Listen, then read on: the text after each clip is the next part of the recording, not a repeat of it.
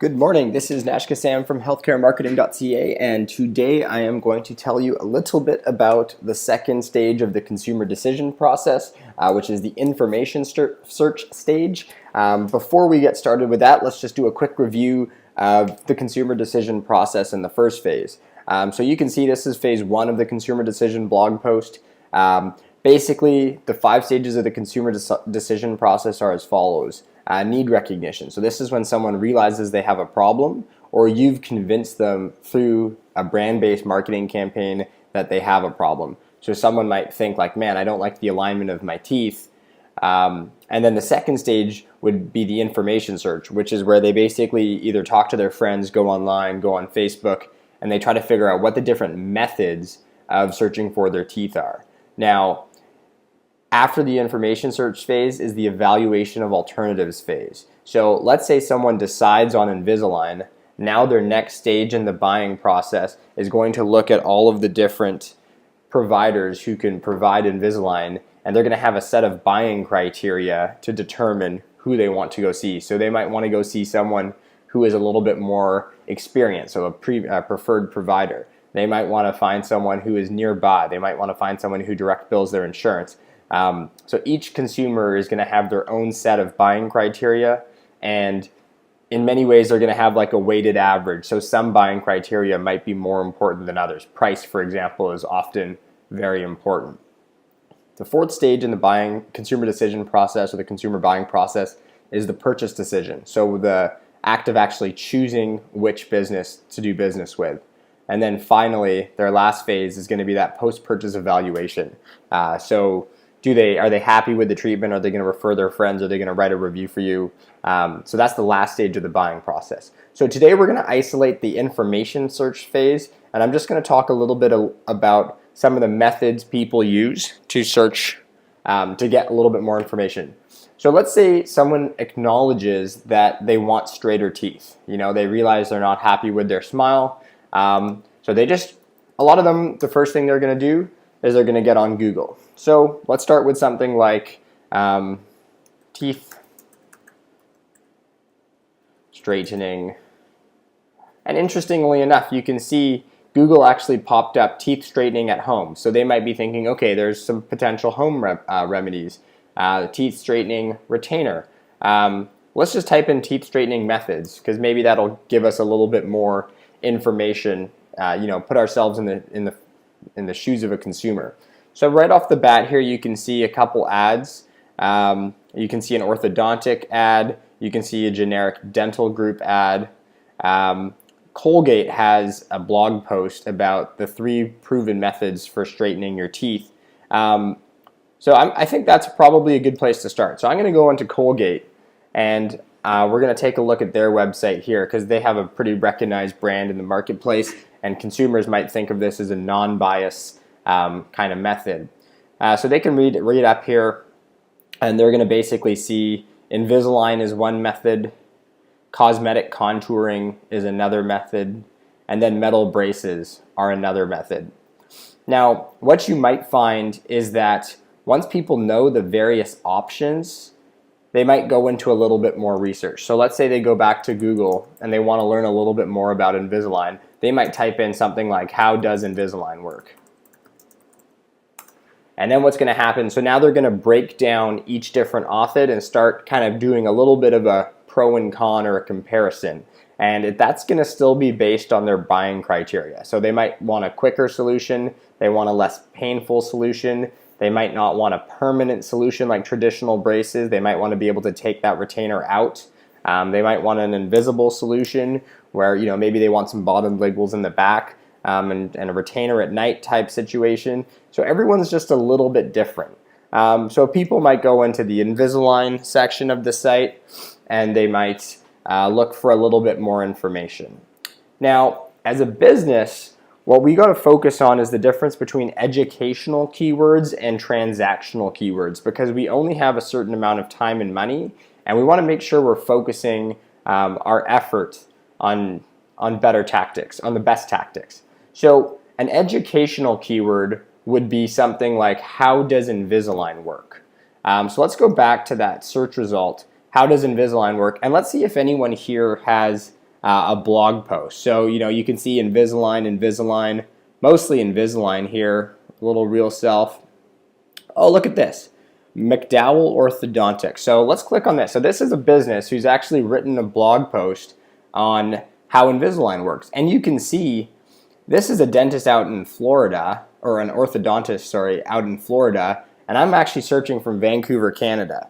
So you can see right here a great example of how if you focus writing content around educational keywords, you may or may not get people from your city finding you online. So educational keywords are good to kind of establish yourself as an expert and to help people in the information search of their process.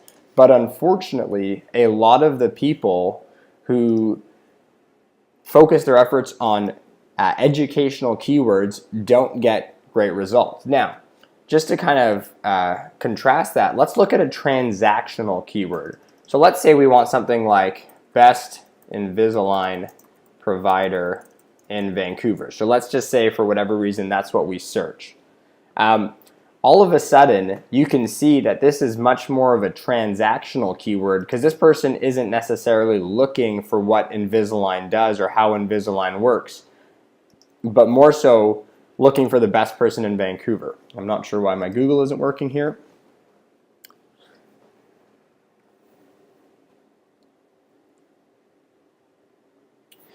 So,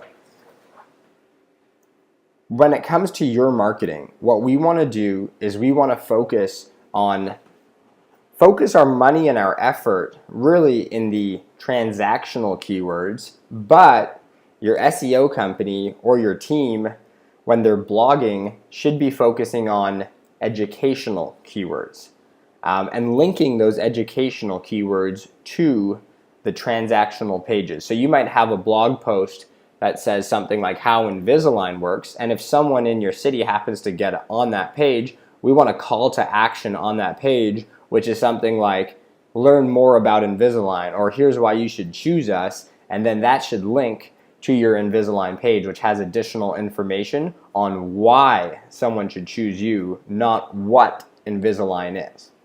Now, the other component of information search is the idea of people not necessarily just going to Google. So someone might come to Google, they might get their pen and paper out, they might watch some YouTube videos on what the difference between Invisalign is, veneers are, traditional braces, 6-month smile.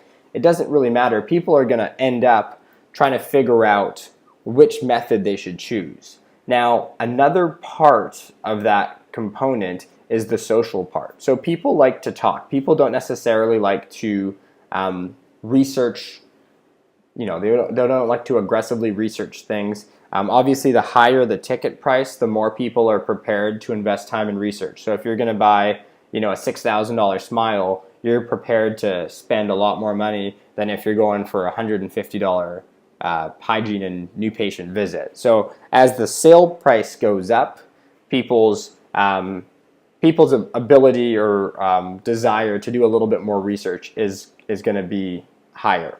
Now, the other component to consider is Facebook. A lot of the times, people might go on Facebook and say something like, "Hey, anyone know a good way to straighten my teeth?" Or "Has anyone ever tried Invisalign before?" Or "Who's the best dentist to go get veneers from?" So people are going to use your social media to people are going to use their own social media to try and obtain information.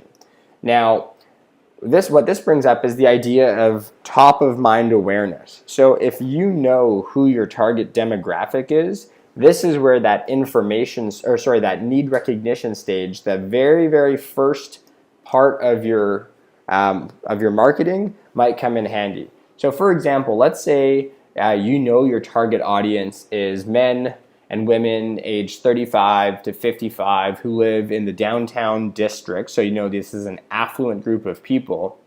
You might determine that it is in your best interest to, let's say, Facebook advertise to these people, and over time, every single day or once a week or once a month, over the course of a year, you might be planting a little seed saying, hey, did you know that people with straighter teeth make more money?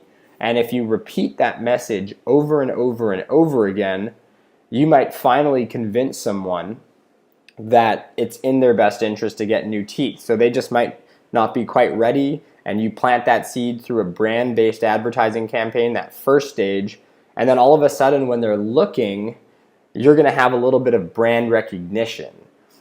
So that's just an example of how your first step in the buying process is going to actually impact your second stage, and it's important for you to implement a strategy that makes sense across the board. So that's all I really wanted to talk today as far as the second stage goes, which is information search. And then what I'd encourage you to do is, if you have any questions about the sequence in which to market, give me a shout. Set up a 15-minute growth consultation with me. It's really easy to do. You just go to the contact page of my website, and you can actually book a call right here online.